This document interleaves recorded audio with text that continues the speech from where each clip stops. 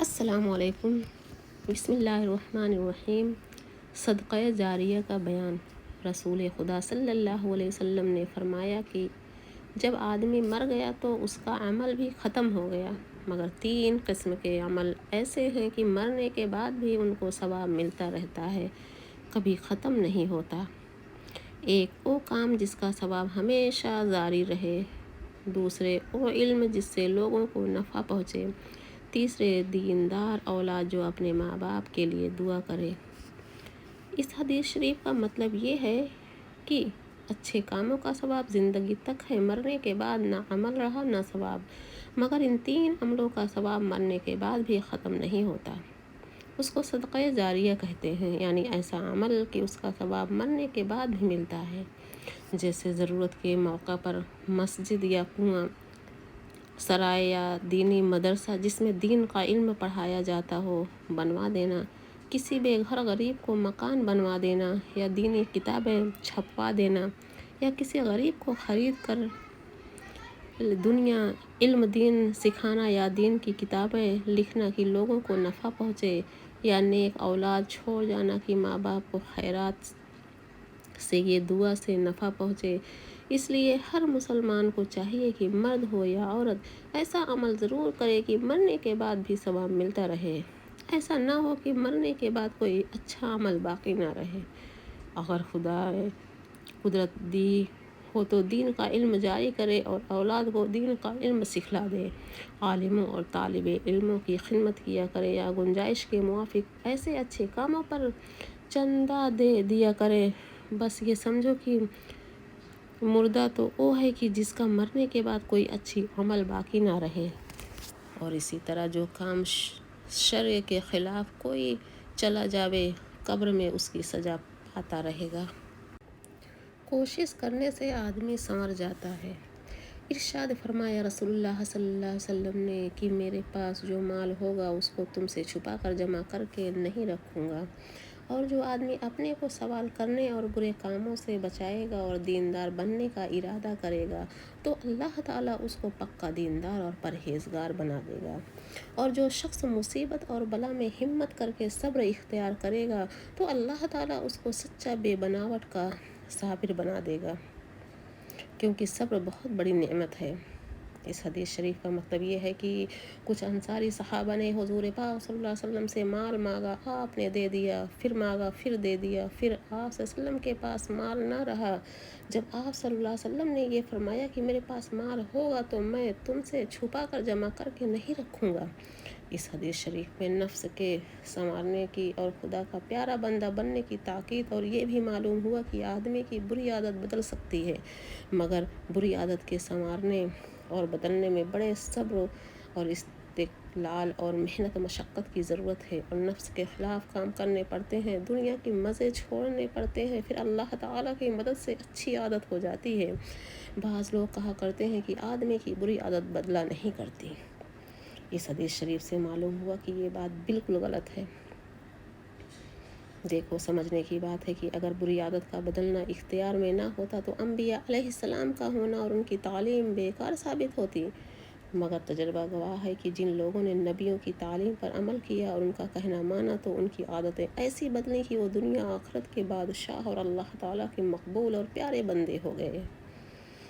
سمجھنے کی بات ہے کہ اللہ تعالیٰ نے آدمی کو تو عقل اور سمجھ دی ہے، یہ خود اپنی عادت اور حالت کو بدلنا نہیں چاہتا، کیونکہ اس میں تکلیف اٹھانی پڑتی ہے، نفس کی خواہشوں اور مزوں کو چھوڑنا پڑتا ہے، اللہ اور اس کے رسول کا تابعدار بننا پڑتا ہے، اور آدمی اس کو پسند نہیں کرتا، بس اپنے دل کے خواہشوں کو اپنا خدا بنا رکھا ہے، جو دل چاہتا ہے کرتا ہے، پھر ایسی حال میں عادت کیسے بدلے؟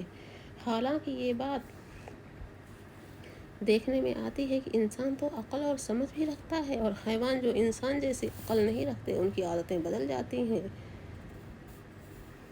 اور سنور جاتی ہیں، جیسے گائے، بیل، اونٹ، بکری، گھوڑا، گھوڑی، بندر، شیر، کتا، باز، طوطا وغیرہ سب سنور جاتے ہیں، مگر کوئی سدھانے اور سنوارنے والا ہو تو ضرور سنور جاتے ہیں۔ تو اے مسلمان بھائیو، تم کسی संवारने वाले उस्ताद यानी कामिल पीर से ताल्लुक़ पैदा करो और उसके कहने पर चलो, इंशाअल्लाह ताला तुम्हारी हालत बदल जाएगी, आदतें संवर जाएंगी और अल्लाह रसूल के प्यारे बन जाओगे। और अगर इसी गफलत में रहे और अपनी हालत ना बदली तो बहुत पछताओगे। याद रखो, बेमेहनत और कोशिश किए तो पेट भी नहीं भरता। अब तुम जानो, तुम्हारा काम जाने।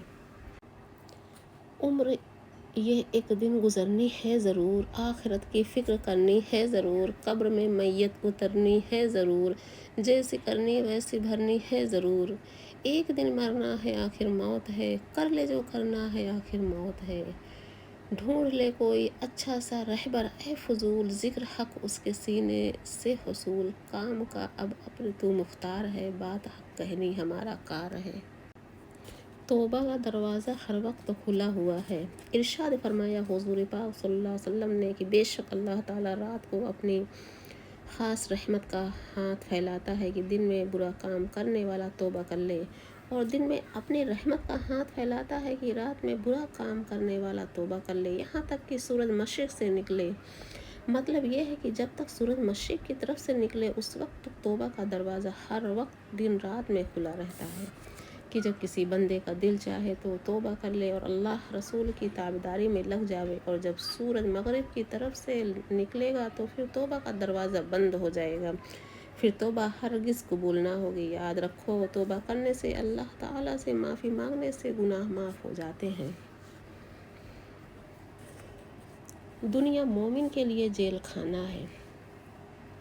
रसूल खुदा सल्लल्लाहु अलैहि वसल्लम ने फरमाया कि दुनिया मोमिन के लिए जेल खाना है और काफिर के लिए जन्नत है।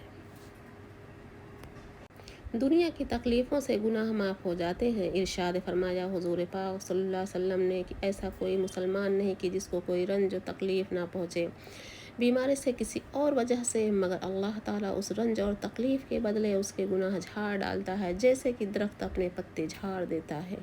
यानी हर दुख और तकलीफ़ के बदले अल्लाह ताला मुसलमान के गुनाह माफ़ कर देता है, जबकि वो तकलीफ़ पर सब्र करे, अल्लाह की शिकायत करने लगे और नामे आमाल में बेसब्री लिखी जावे, बल्कि तकलीफ़ को अल्लाह की रहमत समझे कि तकलीफ़ से गुनाह माफ़ हो जाते हैं, दर्जे बढ़ते हैं, अल्लाह की मारिफत बढ़ती है, तकब्बुर और गुरूर टूट जाता है, ऐश व आराम में आदमी खुदा को भूल जाता है, बड़ाई में उतरता है। अगर तकलीफ़ रहमत ना होती तो अल्लाह ताला अपने नबियों और वलियों को ज़र्रा भर भी तकलीफ़ ना देता। तुझ पे जो आए मुसीबत सब्र कर और कर ख्याल, सख्तियाँ क्या क्या हुई हैं अम्बिया के वास्ते। शैतान के दोस्त और दुश्मन। एक दफ़ा अल्लाह ताला ने शैतान को हुक्म दिया कि तू हमारे रसूलुल्लाह सल्लल्लाहु अलैहि वसल्लम के पास जा और उनकी बातों का जवाब दे। शैतान आपको मिला और कहा, खुदा ने मुझको आपके पास भेजा है। आपने फरमाया कि हम मुसलमानों में कौन लोग तेरे दोस्त हैं और कौन दुश्मन हैं। कहा, बंदा, कहा 15 किस्म के ये लोग मेरे दुश्मन हैं, सबसे बड़े दुश्मन तुम हो, और बादशाह इंसाफ करने वाला, उसमें अहले रियासत और सब हाकिम आ गए। वो मालदार जो अपने को औरों से झूठा समझे, जो आदमी तिजारत करता हो और सच बोलता हो, वो आलिम जो नमाजी और खुदा से डरता हो, वो आदमी जो लोगों को दीन की बातें सिखलाता हो, और वो आदमी जो लोगों पर रहम करता हो, जो आदमी खुदा के सामने तौबा करता हो। नंबर 9, जो हलाल खाता और हराम कमाई से बचता हो। नंबर 10, जो पेशाब वगैरह नापाकी से बचता हो और पाक साफ रहता हो, जो खैरात ज़्यादा करता हो, जो अच्छी आदतें रखता हो, जो लोगों को नफ़ा बहुत पहुंचाता हो, जो कुरान हमेशा पढ़ता हो, जो तहज्जुद की नमाज़ पढ़ता हो।